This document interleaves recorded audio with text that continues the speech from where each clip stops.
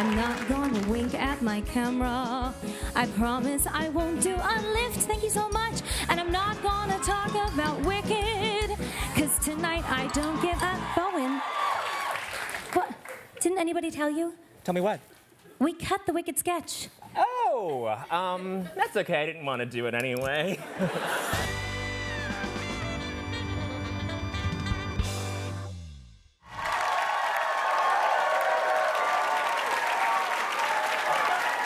Thank you very much. It's very nice. Very excited to be back to Saturday Night Live. It's crazy. It's crazy. I'm from Nashville. Went to, look at us. Yeah, we had a big day today. Went to community college, and it's a big deal.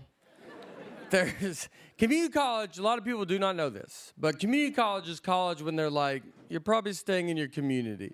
So we're going to show you the ropes around town, kind of give you just a lay of the land.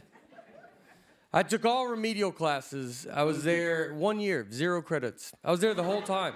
It's not good. I took speech as a class in college. I drove there with my friends. They were going to real classes. And they'd go like business math or something. I don't even know what a class is called. Because I was like, I'm going to speech. I think I'm a different part of the campus.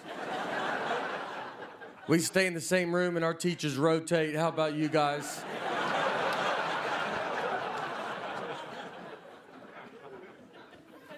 I still say a lot of words wrong, too. That's what I don't like with speech. Like, help me out. I say the word oil, like oil. I don't even know how to, O-I-L, oil, motor oil. Fix that. Southern Community College, this should be mandatory that they fix that. They should write O-I-L on the board and be like, say that. I go, oil. I go, all right, we're going to take care of that, all right? There's a pretty good chance you're going to be working with a lot of that.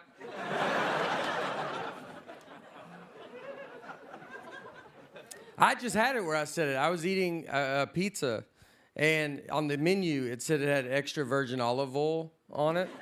So, in my head, and I read it like this. I was like, well, I don't know if I want extra virgin olive oil.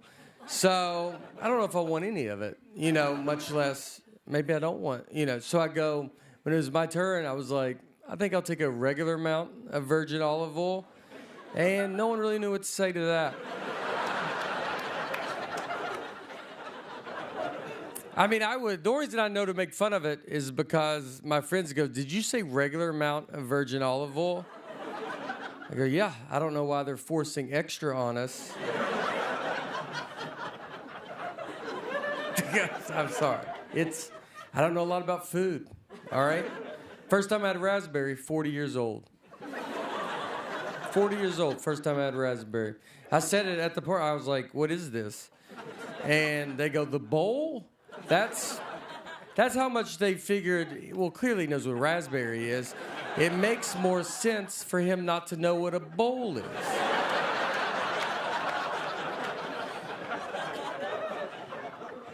I didn't see raspberries growing up. I don't come from money, all right? I still swim with my eyes open.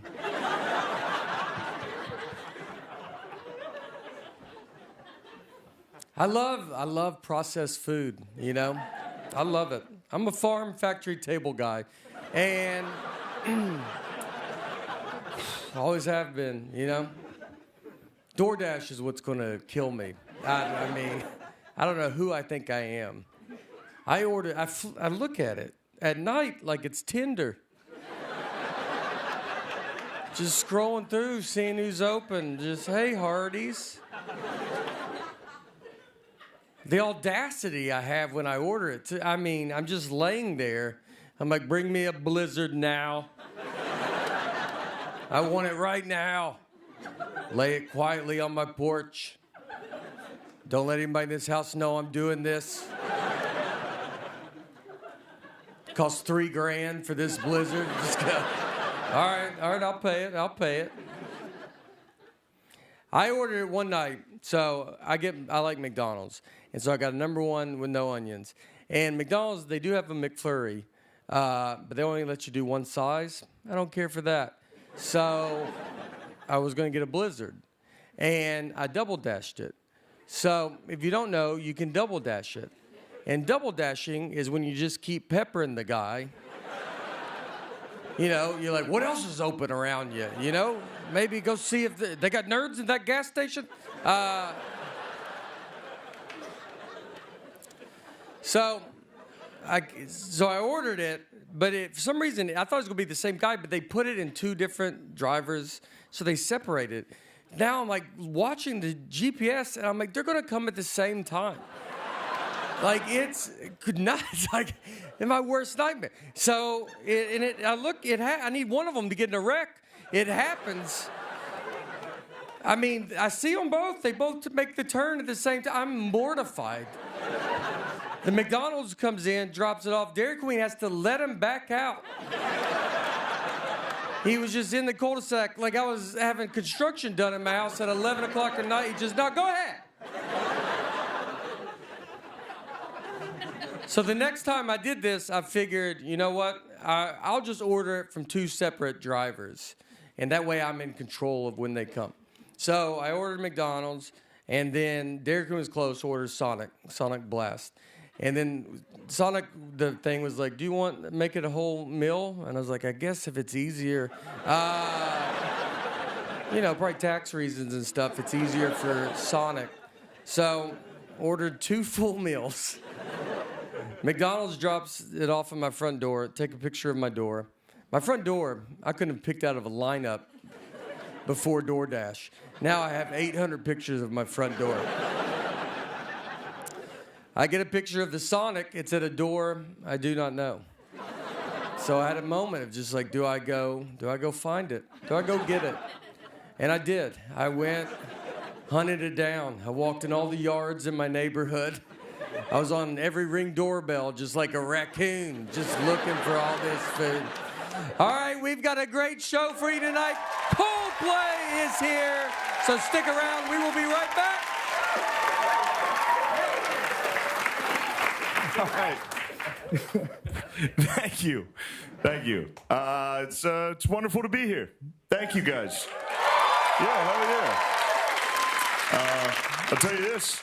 This was bumming me out a little. I don't know. I just realized we'll never get to see Donald Trump debate ever again. That kind of a bummer? Even if you don't like him, that was fun. We had fun, right? That was fun. Now he's in office. That's still funny. Yeah, you guys are having fun. He's already hitting us with like 5th grade level ideas, which is fun. Gulf of America? Do you ever think about that? I like it. Greenland? Ooh. Now I want Greenland. I never even thought about Greenland. Now it's all I think about. My favorite thing with Trump wanting Greenland is, you know how they call Greenland, the Vikings used to call Greenland, and Iceland to like keep people away, when in fact Greenland is ice and Iceland is green. And I wonder if that trick, Leif Erikson's trick from 1,000 years ago, made it all the way to 2025, where Donald Trump was staring at a map going, green.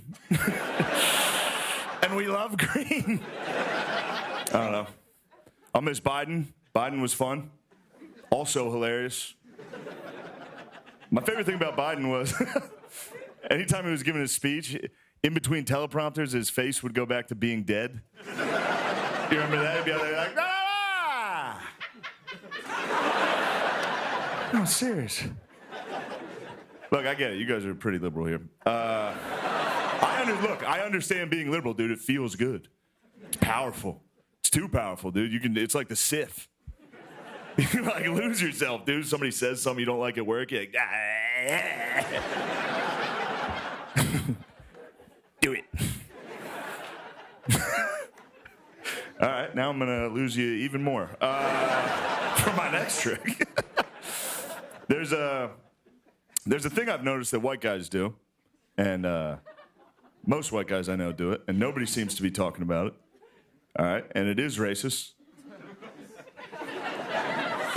There's a thing white guys do that whenever they're dating a woman for the first time, they always ask them eventually, have you ever, See, I didn't even finish. Every one of you. It's a weird thing to ask. You shouldn't do it. All right? You got to find the right time to ask, though. You don't want to go too early with that. You look like a psycho. You don't want to be like on Tinder, like, have you ever had sex with a black guy before? It's a shameful thing to ask. All right? It's weird. I've done it. I'm not proud. I've done it. One time I was in the car with the girl I was dating at the time. We were driving home from my friend Jamal's house. All right? And out of nowhere, the girl I was dating at the time, she just goes, Jamal's handsome. I was like, all right. That's fine with me. I'm not insecure or racist or whatever would make me care about that. But she brought it up, so now I can ask without looking like a psycho. So I was like, have you ever had sex with a black guy? And she goes, ew, no. And I was like, Jesus Christ, what are you, racist? Hey. All right. I'll tell you this. Now that I've got your attention, I'm getting older. I can tell I'm getting older because the only thing I watch is historical documentaries. Every night I put on historical documentaries. I also drink a lot, so I haven't retained one piece of information. I turn it on and I'm asleep. I've watched the same episode of World War II in HD. I'm on episode 1. I've been on episode 1 for 4 years.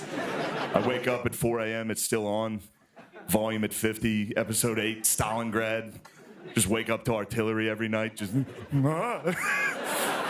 But my favorite historical documentary is it's called Ken Burns' Civil War. All right? Ken Burns' Civil War, if you haven't seen it, it's 900 hours long. No one on earth has ever finished it. It's kryptonite to women. If you put that on, they will fall asleep immediately, you know? That's a little, you know, they're yapping a little. You go, how about some Ken Burns? That's a little Cosby tip for you, actually. Who needs roofies when we have Ken Burns presents The History of the Buffalo on PBS? But Ken Burns' Civil War is my favorite one. It's the most boring thing you've ever seen. Obviously, there's no footage. It's a civil war. So all they do is just slowly zoom in on black and white photos while historians talk. And they give you facts and information. But there's one historian, if you've ever seen it, he's the funniest guy in the whole thing. His name's Shelby Foote. All right? Shelby's this old Southern guy who's clearly cheering for the South. The entire documentary. Anytime he's talking, he's like, oh, the South had some fine gentlemen. You're like, all right, Shelby, take it easy. But all the other historians are at like library desks or in an office. Shelby's in his living room, and he's clearly freestyling. Everyone else is giving you facts and dates. Shelby's clearly just making up stories. Every time the camera cuts to him, he's like, well, now, after the Battle of Fredericksburg, a couple of the rebel soldiers, they got up on the ramparts and they started yelling down to the defeated Federal Army. They yelled out, they said, hey, Johnny Yank, we whipped you today. Now, the Yanks, they didn't like that much, so they yelled back. They said, hey, Billy Reb, we're going to lick you tomorrow. You go, what? Why'd you just make up that story in the middle of the show? I'm not a historian, but I know that didn't happen. The guys without teeth or shoes, you think that's how they talk to each other after they shot it? Oh, you pulled a fast one on us the other day. No, that real conversation was like, ah! All right, I don't know how to get out of this joke. I really wanted to talk Ken Burns with you folks. The only way I can think to get out of it is Shelby. Shelby is the funniest guy in the whole thing because he loves the South. He's almost like sexual how much he loves the South. Anytime he talks about him, he's like, oh, the women gathered in town when the Southern soldiers marched through. They loved the pageantry. I have here a love letter written from a private from Tennessee back to his sweetheart. It reads, Dearest Clara, tomorrow I go into battle. I may never see you again. Oh, how I wish I could kiss your sweet, supple lips but one more time.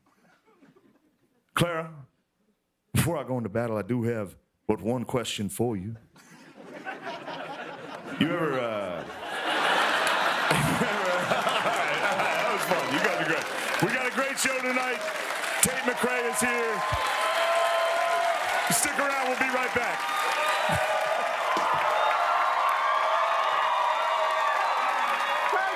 Thank you. very much. I'm Paul Mescal, and it is great to be here. I've always loved SNL. This place has such history, and growing up back home, I never imagined I'd be standing here. I'm also excited to be here because I'm not really known for comedy, which is crazy to me because I think I've given a lot of really funny performances, and I think we have some highlights here. Sorry. Oh.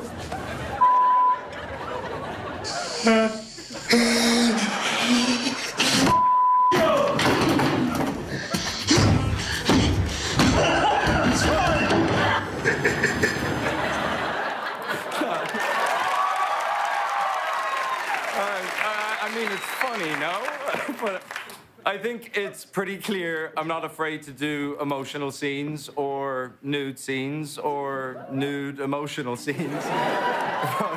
But recently, I did pivot to something new in Gladiator 2. It's a big, action-packed blockbuster. Here's a look.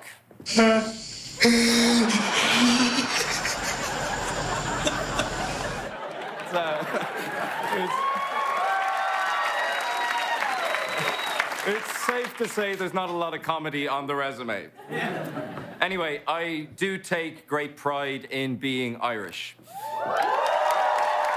And the Irish people have been through a lot, you know, centuries of British occupation, the Great Famine, mass emigration, that U2 album that automatically got downloaded on everyone's phones. So, before we start the show, I just want to clear up some ugly stereotypes about the Irish.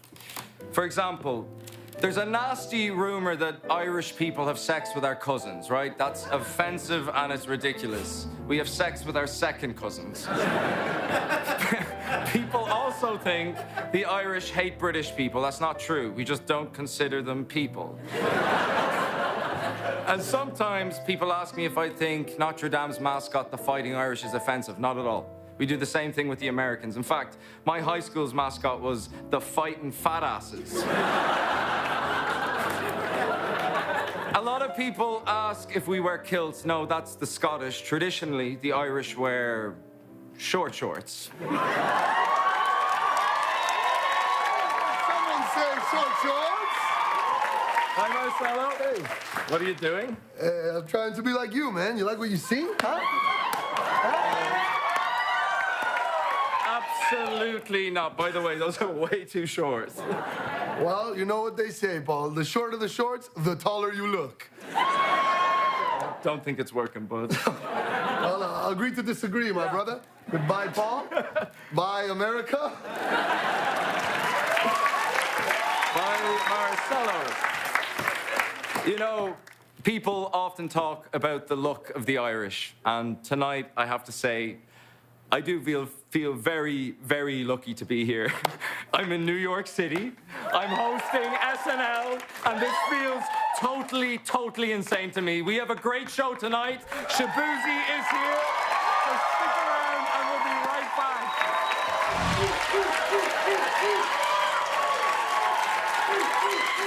Thank you. Thank you very much. Turn this up. I can't hear. Thank you, guys.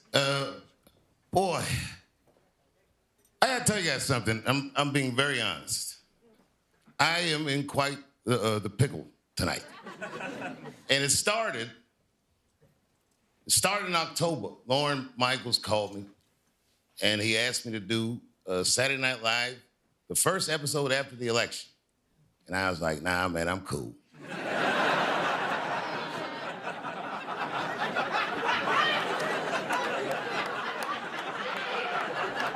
And he was like, why not? And I was like, man, you know, things are going good. I finished my Netflix deal. I got all this money and stuff. And he's like, oh, man, no, come on, please. And I said, I tell you what, just to get off the phone, I go, you know what I'll do? I said, just save the date closest to January 6th.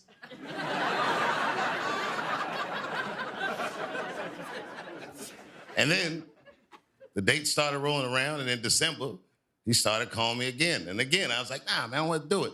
And this goes on for like weeks and weeks. And then finally, you know, and I go, you know what? I could just get rid of all these old Trump jokes and start fresh. I said, you know what? I'll do it. Thank Here we all are.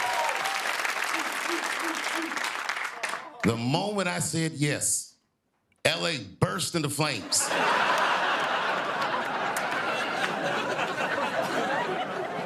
And it's a tough one, you know what I mean? Because I'm tired of being controversial. I'm trying to turn over a new leaf. And it is way too soon to do jokes about a catastrophe like that.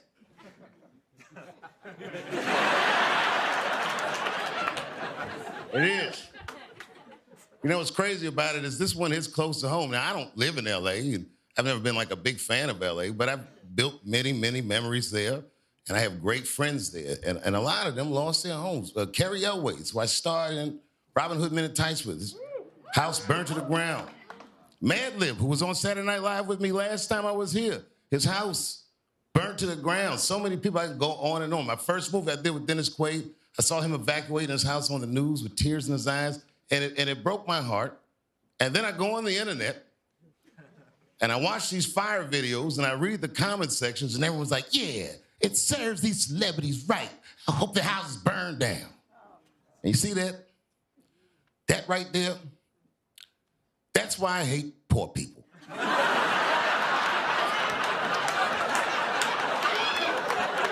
Because they can't see past their own pain.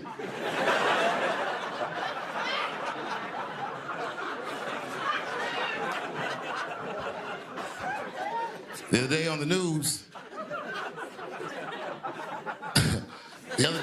they said that these fires were the most expensive tragedy that ever happened. Natural disaster. They said it's the most expensive natural disaster that's ever happened in the United States history. And you want to know why I think that is? Because people in LA have nice stuff. I could burn 40,000 acres in Mississippi for like $600 or $700.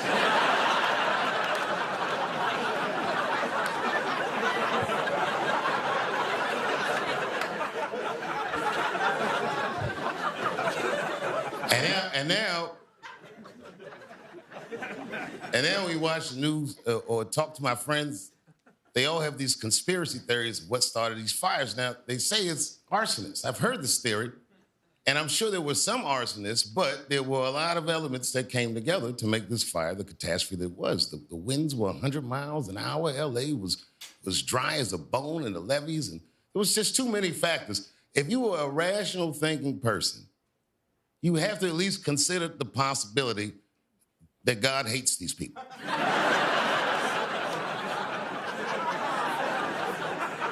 Sodomites. Now, that's not true because West Hollywood was unscathed.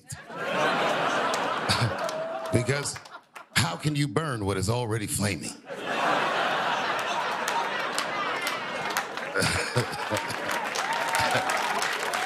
Now we get there. A lot of poor people were affected too. A lot of just regular working class families were affected too. And a lot of those families found out the week of the fires that they lost their health, not their health, their fire insurance. But either way, Luigi is like, you're welcome. You know, Luigi killed him. And that kid did almost plan like the perfect crime. He did everything right. He planned everything perfectly. Only thing he forgot was to shave his eyebrows. As soon as I saw him on the news, I was like, yeah, that's him. Finally, they're getting in front of it. This week, thank God, these fires subsided. And not without help. A lot of countries pitched in. Canada sent planes that helped us out, and Mexico sent firefighters. And Trump was like, make sure they leave when they're finished.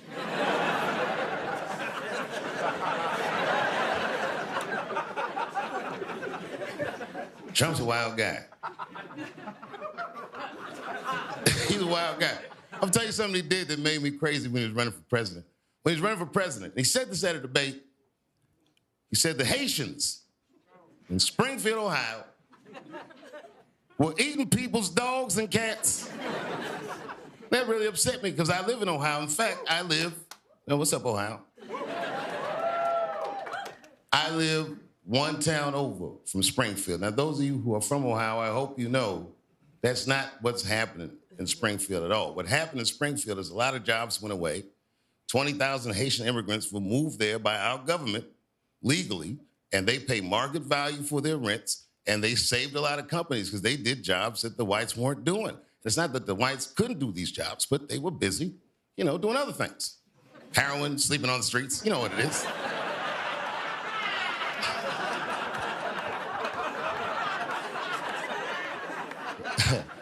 And those communities are immigrant communities who tend to be very successful. They don't come to America to not be rich. And when he said that community caught hell. There was like a jealousy that ran through the community, and there was nothing I could do about it. But because I was famous, I said, well, let me just be supportive. So every day, for like 10 days, I would drive a few miles over to Springfield and eat lunch at the Haitian restaurant. And let them know, if I'm safe here, you guys are definitely safe here. And to be honest with you, I don't know what that beat was.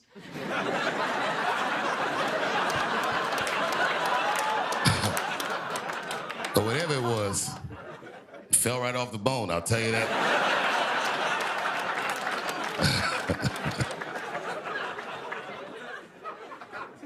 Now I'm even getting nervous in Ohio. Like, I might leave with the Haitians. Now, I'm serious, man. You know what it is, man? It's just no fun being famous anymore. It's like y'all made it scary. You know what it feels like being famous? And scary is the right word. It feels like, and I'm not being dramatic, it feels like I'm storming the beach of Normandy, World War II. But I gotta keep a happy expression on my face all the time. So imagine, all the danger storming the beach, but I still look like this. The bullets are whizzing by and stuff is exploding. I'm just like, and then every once in a while, something terrible happens. Bow! And I'm like, oh no! Puffy got hit.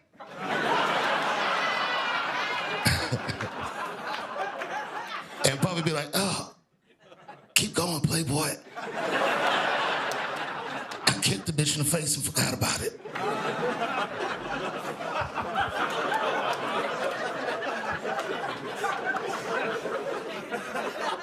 I've been in trouble in my day. Well, I've been in a lot of trouble in my day, but man, let me tell you something. This guy, Puffy, buddy, this guy is in an enormous amount of trouble. I don't think I've ever seen anything like this.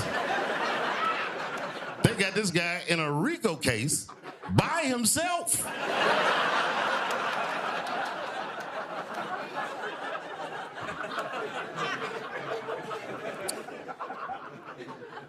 A lot of my friends ask me, they say, Dave, did you know anything about those freak-off parties?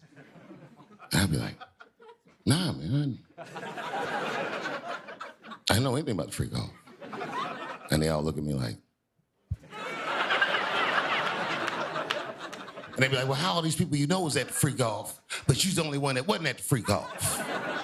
And I thought about it for a minute. I said, oh, my God. I'm ugly.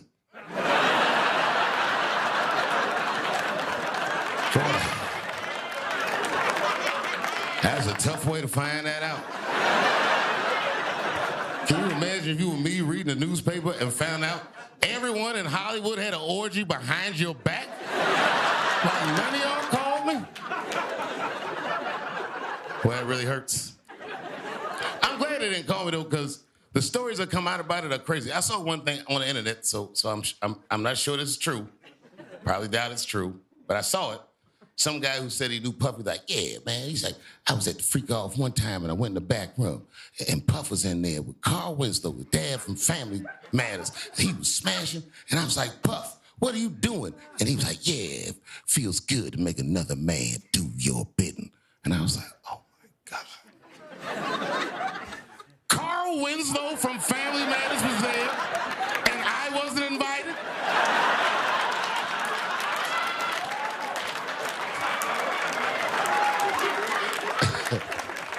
It's worse than I thought. Or maybe I'm not ugly. I mean, look at my face. This is not necessarily a handsome face, but it's not an ugly face. But if you really study my face clearly, I have snitch energy.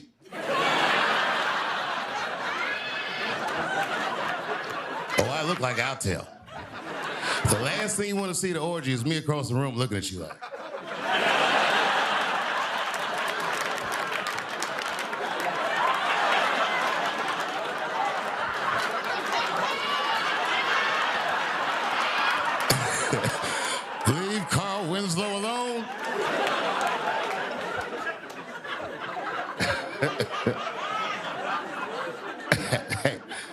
Amen.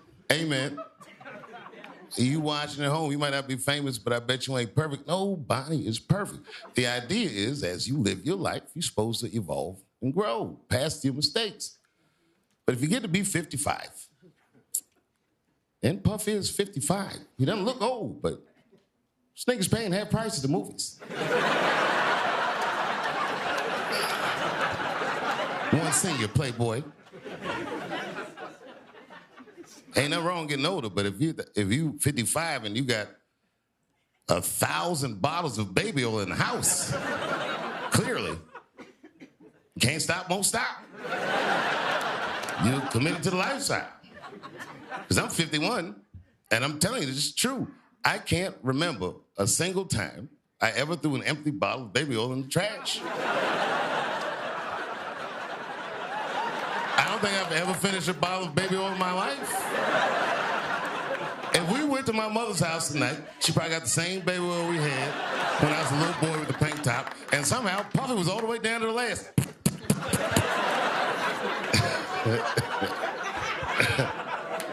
And having baby oil is not illegal. They don't remind you about that part. That's the least harmful thing I read in that doc. He just used the wrong lube, I think. If he used Crisco, he would have got away with it. But he just been like, oh, he likes to cook.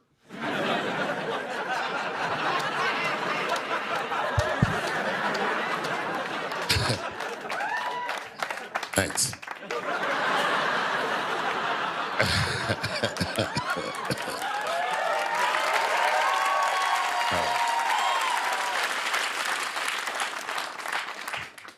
Thank God they caught him before those fires, because there'd been a goddamn mushroom cloud over his house. 1,000 bottles of baby oil in there.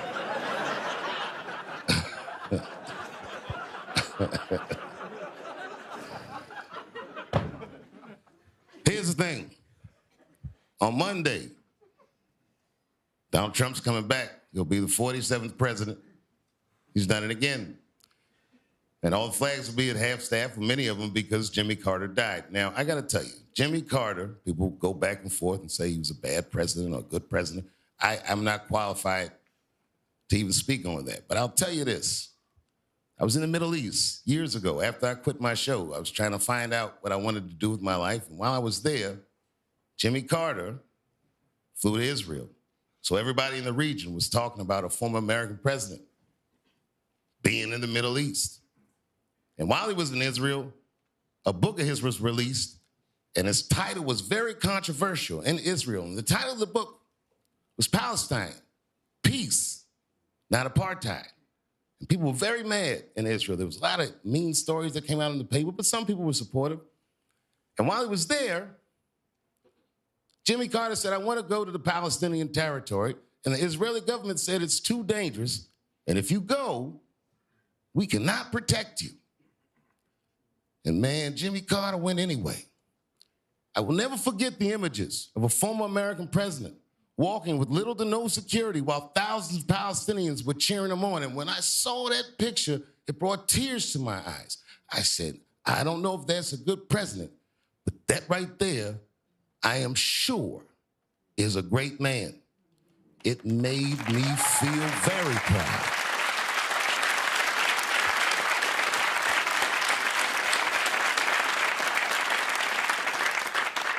The presidency is no place for petty people.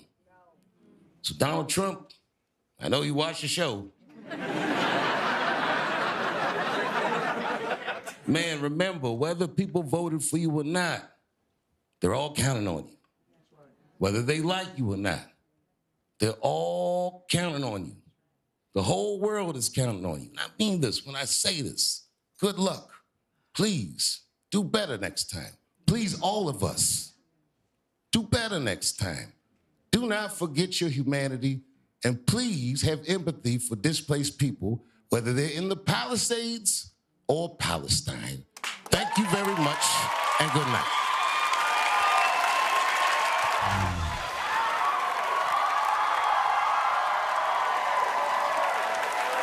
Thank you, thank you. Thank you so much. I'm so happy to be back hosting SNL. This year has been truly amazing. I got to play Galinda in the Wicked movie,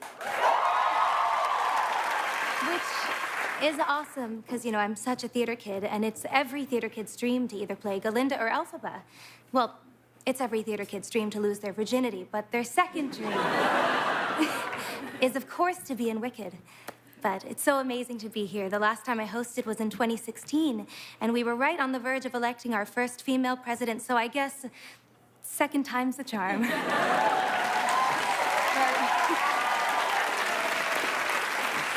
But before I start, I just want to make one thing clear tonight.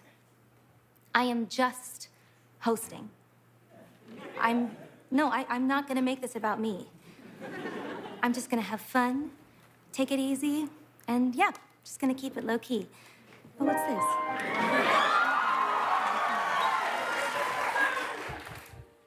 I'm gonna keep it low-key tonight. Promise I'm not gonna sing. I'm not gonna sing my favorite notes, not C, D, B, A, or G. I'm not gonna do my impressions. No Britney Spears today. If you ask me again, I'll say the same thing. No, baby, baby. I'm not gonna do Miley Cyrus, 'cause baby, that ain't gonna work. I'm not gonna do Gwen Stefani, 'cause don't think that promise I'm not singing any new impressions. I won't sing because it hurts. I'm not gonna wink at my camera. I promise I won't do a lift, thank you so much. And I'm not gonna talk about Wicked, 'cause tonight I don't give a Bowen. What? Didn't anybody tell you? Tell me what? We cut the Wicked sketch. Oh, that's okay. I didn't want to do it anyway. Great, and this isn't a wand, it's a flask. So keep the piano far away from me, 'cause the last thing I'm gonna do is modulate the key. I'm not gonna do a duet tonight, so please don't bring out Stevie Nicks. Worth a shot. And the other last thing I'm gonna do is bring out some hot dancers to do some insanely high kicks. Come on, ladies. Oh my God, you're so tall. I'm actually really shy.